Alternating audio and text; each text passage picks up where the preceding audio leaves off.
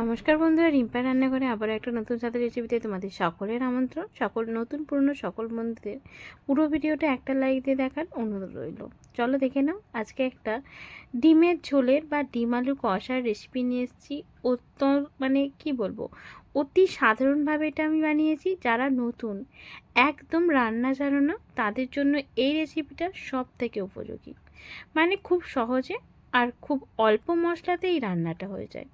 যে কেউ পারবে, বা ব্যাচেলার যে কোনো ছেলে বা মেয়ে যারা হোস্টেলে থাকছো তাদের জন্য এই রেসিপিটা খুবই সহজ। তো চলো, ডিম আর আলুটা আমি আগে থেকে সিদ্ধ করে নিয়েছি, সেটা তোমাদেরকে দেখালাম না। আবার বলছি, ডিমটা তোমরা অবশ্যই, যদি কেউ জানো না কতক্ষণ সিদ্ধ হবে, তাহলে আমি বলবো ডিমটাকে তুমি 12 থেকে 15 মিনিটের মধ্যে সিদ্ধ করো। তাহলে ডিম খুব সুন্দরভাবে সিদ্ধ হয়ে যায়, আলাদা করে আর প্রয়োজন পড়ে না। আর আলুটা তো আমি আগে থেকে সিদ্ধ করেই নিয়েছি। আলুটা সিদ্ধ করা ছিল, আলুটা আমি আলাদা করে সিদ্ধ করে নিয়েছিলাম। যখন আমি ভাত হচ্ছিল, সেই ভাতের মুখে আমি ঝাঁঝরি গামলি করে আলুগুলোকে কেটে সিদ্ধ করতে বসিয়েছিলাম। তো একবারে আমার দুই কাজ হয়ে গেছে, ভাতও হয়ে গেছে, আলুও সিদ্ধ হয়ে গেছে। আর ডিমের ঝোলের জন্য আলাদা করে সিদ্ধ করার প্রয়োজনও নেই। তো চলো, এবার ডিম আর আলুটা যখন সিদ্ধ হয়ে গেছে, কড়াতে তেল গরম করে নিয়েছি। এবার ডিমগুলোকে ভেজে নেব। হ্যাঁ, এই কড়াতে আগে আমি কিছু একটা করেছিলাম, কিছু ভেজেছিলাম, সেই কড়াতেই এই ডিমগুলোকে ভেজে নিলাম। তো তার জন্য তেলটা দেখতেই পাচ্ছ একটু বেশি পোড়া পোড়া লাগছে। তো কোনো ব্যাপার না। তো এই ভাজা তেলে রান্না করলে কোনো অসুবিধা তো হয় না, এতে টেস্টটাও বেশ ভালোই আসে। তো তারপরে দেখো, এই যে আলুগুলোকেও এবার আমি কিন্তু এই তেলের মধ্যে দিয়ে দিলাম, তারপরে ভেজে নিচ্ছি। আলুগুলোকে ভেজে নেব খুব সুন্দরভাবে, একটু লাল লাল করে। হলুদ আগে থেকেই দিয়ে নিয়েছিলাম, যেহেতু যখন হলুদ আর ডিমে মাখাচ্ছিলাম তখন আলুতেও একটু ছিটেফোঁটা হলুদ দিয়েছিলাম। তাতে হলুদে খুব সুন্দরভাবে রং হয়ে গেছে, তোমরা তো দেখতেই পাচ্ছ। আলুগুলোকে ভেজে নিলাম, তুলে নিলাম। এবার এই তেলে সামান্য একটু তেল দিয়ে নেব, খুবই অল্প, তোমরা দেখতেই পাচ্ছ। এই অল্প তেলেই রান্নাটা খুব সুন্দর হয়ে যায়। তোমরা একবার বানিয়ে খেয়েও ভালো লাগবে। শুকনো লঙ্কা, গোটা গরম মশলার আমি আর ফোড়ন দিইনি, কারণ গোটা গরম মশলা তোমরা চাইলে ফোড়ন দিতে পারো। তবে আমি বলবো যারা ব্যাচেলার বা যারা নতুন রান্না শিখছো তাদের জন্য বলবো, তা অত ঝামেলার প্রয়োজন নেই। শুধুমাত্র গোটা জিরে, শুকনো লঙ্কা আর ফোড়নটা দিয়ে নেবে। ফোড়নটা যখন দেখবে ভাজা হয়ে গেছে, একটা আমি পেঁয়াজের হাফ নিয়েছিলাম, আবারও বলছি, একটা পেঁয়াজের হাফ নিয়ে সুন্দর পেস্ট বানিয়ে নিয়েছিলাম, সেটাকে এখানে দিয়ে দিলাম।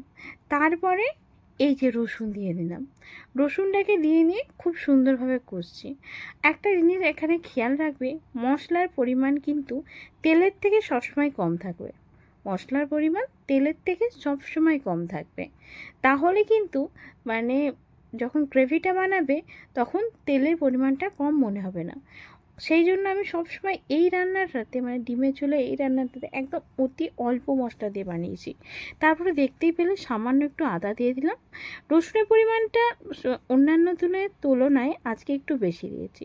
ডিমের ঝোলে রসুনের পরিমাণটা একটু সামান্য বেশি হলে ভালো লাগে খেতে। তবে যদি কেউ রসুনের গন্ধ পছন্দ না করো, সে কিন্তু অল্প রসুনই দিয়েই রান্নাটা করবে।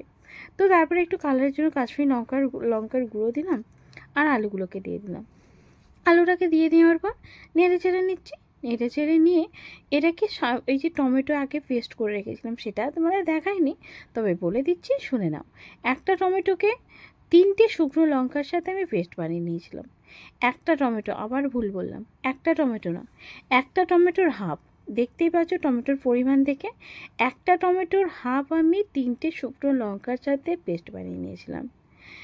তো তোমরা যে যেমন ঝাল খাও সেই অনুযায়ী কিন্তু লঙ্কার সাথে টমেটোটাকে পেস্ট বানিয়ে নেবে। যদি লঙ্কার সাথে টমেটোটা পেস্ট বানিয়ে নাও, দুটো বা একটা যাই বানাও, যে যেমন ঝাল খাও, তাহলে লঙ্কা কিন্তু খুব সহজে পেস্ট হয়ে যায়।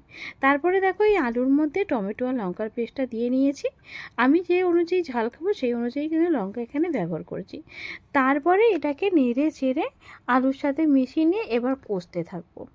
হ্যাঁ, কষতে থাকবো। এতে কিন্তু আর কোনো আমি মশলা দেব না। হলুদ গুঁড়ো দিয়ে নিয়েছি, লঙ্কার পেস্ট দিয়ে নিয়েছি, এখানে শুধু তবে একটা জিনিস দিচ্ছি, দেখতে পাচ্ছ এটা কি? ম্যাগি মশলা। 5 টাকা মাত্র দাম, দোকান থেকে কিনে নেবে। তারপরে সেই ম্যাগি মশলার হাফ এখানে ইউজ করবে, পুরোটা দেওয়ার প্রয়োজন নেই, কারণ আমার তো ডিম বেশি নেই, 5টা ডিম আছে। তোমরা সেই অনুযায়ী কিন্তু দিয়ে নিও, যে যেমন ডিম আর আলু দেবে সেই অনুযায়ী দিয়ে এর সাথে মিশিয়ে নিয়ে ভালো মতো কষবে। তাহলে দেখবেই রান্নার স্বাদটা অসাধারণ হয়, অসাধারণ।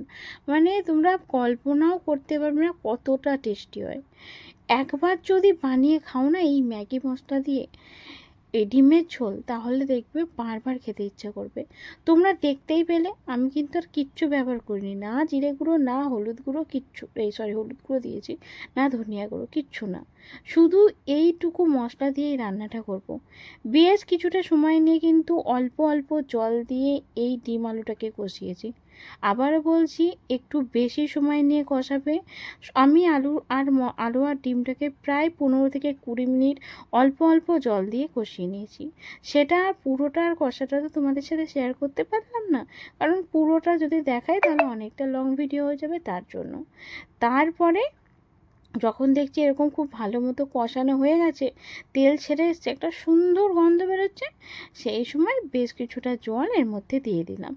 জলটাকে দিয়ে নিয়ে পরিমাণ মতো লবণ দিয়ে বেশ কিছুক্ষণ ফুটিয়ে নেব টকবক করে। পুরো এই আর বেশ কিছুক্ষণ 6 থেকে 7 মিনিট মতো একটুখানি চিনি দিয়ে দিলাম। চিনিটা অপশনাল, তোমরা যদি দিতে চাও দিতে পারো, যদি না দিতে চাও না দিতে পারো। তারপরে আর কি এটাকে নেড়ে চেড়ে বেশ যখন টকবক টকবক করে ফুটবে, তোমরা চাইলে একটু গরম মশলা দিতে পারো, তবে আমি বলবো আর দেওয়ার প্রয়োজন নেই, যেহেতু ম্যাগি মশলা এখানে ব্যবহার করছো তার জন্যে। একটু লবণ ঝালটা চেক করে নেবে, তাহলেই প্রায় কিন্তু ডিমের ঝোলটা রেডি। হ্যাঁ, কারোর কাছে যদি ধনেপাতা থাকে সে কিন্তু এখানে ধনেপাতার ব্যবহারটা করতে পারো, আমার কাছে ছিল না তাই আমি আর ব্যবহার করিনি। ব্যাস কিছুক্ষণ এটাকে ঢেকে রেখে দেবে। ঢেকে রাখার পর ফিরে এলাম, দেখো কালার দেখেই জিভে জল চলে আসছে না? ঠিক তেমনই তোমরাও একবার এইভাবে বানিয়ে খেও, ভালো লাগবে। তো আজকে এই পর্যন্ত, ধন্যবাদ। পরে আবারও একটা রেসিপিতে তোমাদের সামনে আসবো। টাটা।